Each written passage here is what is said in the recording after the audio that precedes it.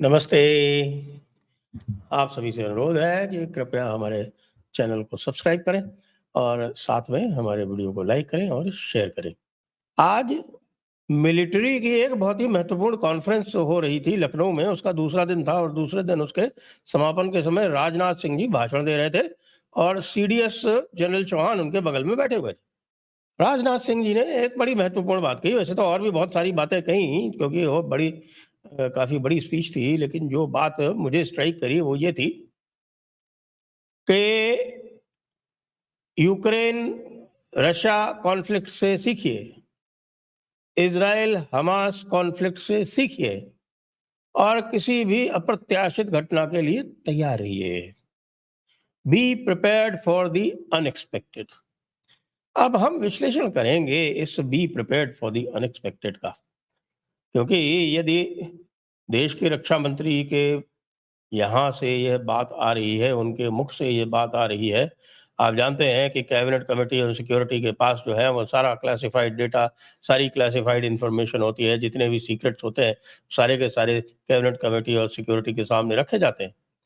तो cabinet committee of security के बहुत ही वरिष्ठ, बल्कि बल्कि प्रधानमंत्री के बाद दूसरे वरिष्ठतम सदस्य जो है वो श्री राजनाथ सिंह जी ही हैं। तो श्री राजनाथ सिंह जी ने यदि इस तरह की बात कही तो क्या इसमें कुछ संकेत है? भाई मिलिट्री कॉन्फ्रेंस में बोल रहे हैं ज्वाइंट कमांडर्स, यानी ज्वाइंट कमांडर्स का मतलब ये होता है कि सारे commanders, army, navy, air force, joint commanders और सीडीएस जो है उनके साथ में बैठे हुए हैं, क्योंकि चीफ ऑफ डिफेंस स्टाफ जो है वो सारी डिफेंस फोर्सेस के चीफ ऑफ डिफेंस स्टाफ होते हैं, केवल अकेले आर्मी के नहीं होते। तो क्या कहना चाह रहे थे?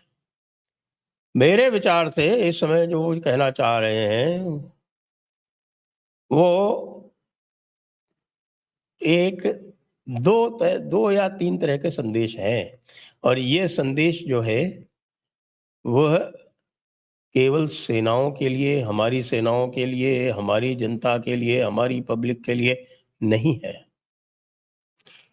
ये जो उन्होंने कहा है ये संकेत विदेशी ताकतों के लिए भी है, चीन के लिए भी है, क्योंकि चीन की स्थिति जो है वो सबसे अधिक इस समय जो है वो फंसी हुई है। चीन ने जो भी अपना लीवरेज प्राप्त किया था बांग्लादेश में, जबकि उसको कंटेंड करना था भारत से, लेकिन उसके बाद भी उसने काफ़ी कुछ लीवरेज बांग्लादेश में प्राप्त कर लिया था, लेकिन उस लीवरेज के बाद भी उसको वह नहीं मिल पाया जिसकी वह आकांक्षा करता था।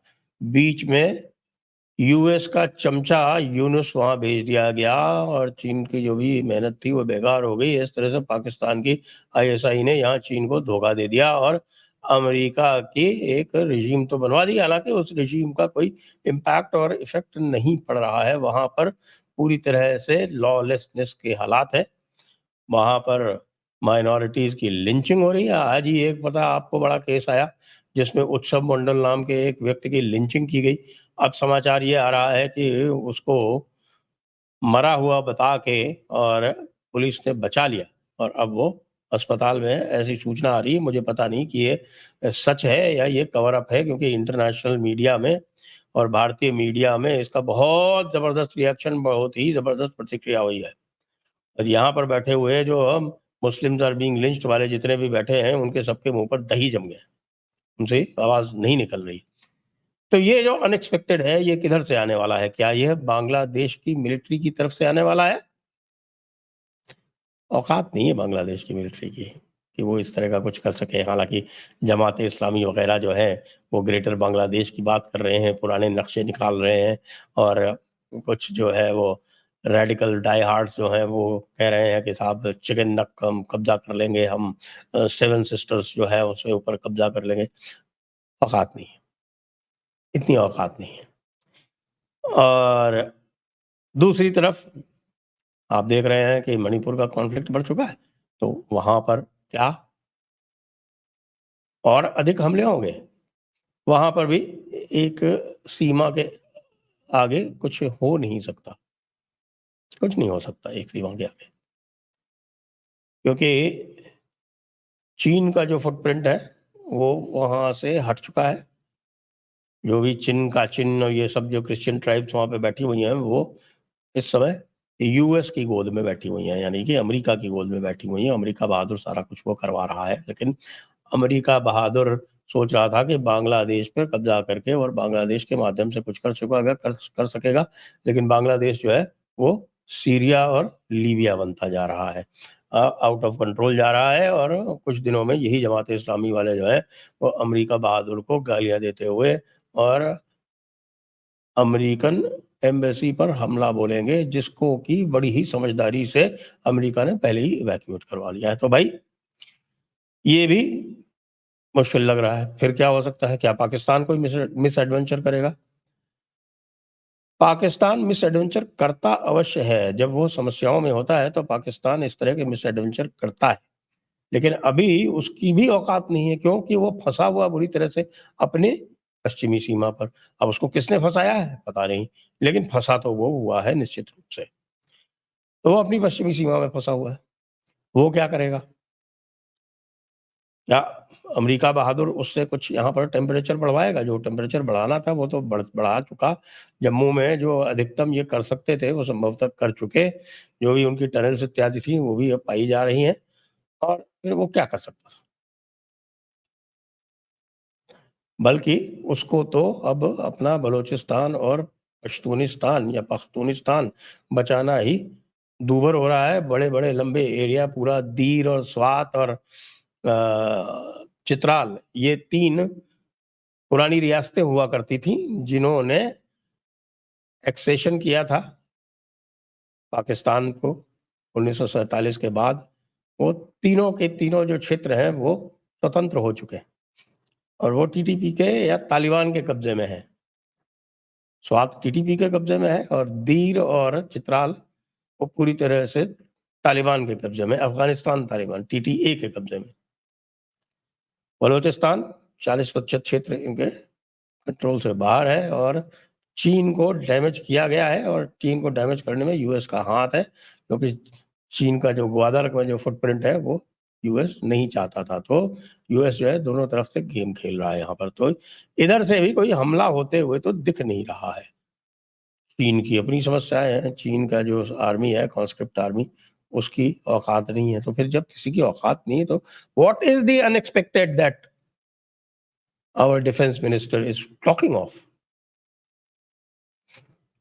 मुझे लगता है कि हमें याद रखना चाहिए कि इस समय कुछ करने के लिए समय है, और वो जो समय है अनएक्सपेक्टेड, जिसको मैं देख पा रहा हूँ, और वो ये है कि यदि स्थिति इसी प्रकार से बिगड़ती गई बांग्लादेश में, इसी प्रकार से वहाँ हिंदुओं का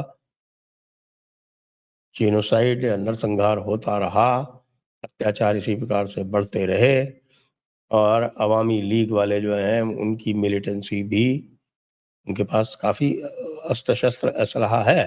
अवामी लीग वाले भी सड़कों पर उतर आएँगे कुछ दिनों में, ऐसा लग रहा है। तो भारत के पास मौका होगा कि वो या तो अपनी चिकन नेक की इस प्रॉब्लम जो है उसको सॉल्व कर ले, उस चिकन नेक को बुलक नेक बना दे। हाँ जी, बन सकता है। अलग-अलग उसके ऑप्शंस हैं, अलग-अलग उसकी संभावनाएँ हैं, और एक चिकन नेक नहीं, आपको पता है, मैं कई बार आपको दिखा चुका हूँ बांग्लादेश के मैप में। एक तो बांग्लादेश की चोंच घुसती है हमारी चिकन नेक में। वो करीब समझिए 20-25 किलोमीटर लंबी वो चोंच है। तो उस चोंच को काट दीजिए, तो आपकी जो चिकन नेक है वो 21 किलोमीटर से बढ़ के 41 किलोमीटर हो जाती है। लेकिन उससे भी बड़ा सॉल्यूशन ये बताया जाता है कि जिस प्रकार से हिंदुओं के ऊपर अत्याचार किए जा रहे हैं, हिंदुओं का रहना बांग्लादेश में कुछ दिनों में असंभव होने वाला है। तो उसके लिए एक हिंदू देश बनाया जाए, 2 हिंदू देश बनाए जाएँ। एक इसकी साउथ की जो चिकन नेक, जो फेनी एक स्थान है त्रिपुरा से लगता हुआ, उस वहाँ पर एक चिकन नेक बनती है करीब 15-20 किलोमीटर की। उसको काट दीजिए तो पूरा चिटगांव, कॉक्सस बाज़ार जो ये पूरा क्षेत्र है वो निकल जाता है, और जो चिट्टगांव हिल ट्रैक्ट है, काफ़ी बड़ा एरिया लगता हुआ त्रिपुरा से, वो पूरा का पूरा कट जाता है। तो ये भी एक ऑप्शन हो सकता है। जब वो कह रहे हैं कि प्रिपेयर फॉर द अनएक्सपेक्टेड, तो केवल प्रिपेयर फॉर द अनएक्सपेक्टेड का ये अर्थ नहीं है कि prepare for the unexpected attack, also prepare for making an unexpected attack. क्या सोचते हैं आप इस विश्लेषण के बारे में? अवश्य इंगित करें नीचे कमेंट्स में। और ये ध्यान रहे कि इस समय बांग्लादेश जो है वो भारत को अपमानित कर रहा है। इसी तरह से हमारे यहाँ जो 0.5 वाले जो कोएफ़िशिएंट बैठे हुए हैं, उन्होंने भी अपमानित किया है। अब आप अपमान झेल लें, ये सोच के कि अपमान झेल के आप युद्ध बचा लेंगे, नहीं। यदि आप अभी युद्ध कर लेंगे इन ताकतों से, तो आप केवल युद्ध करेंगे, नहीं तो आप अपमान भी सहेंगे और युद्ध वे आपसे आके करेंगे। इसीलिए अंत में राजनाथ सिंह जी ने ये कहा था कि शांति के लिए युद्ध की तैयारी अत्यंत आवश्यक है। जय हिंद, जय भारत, वंदे मातरम।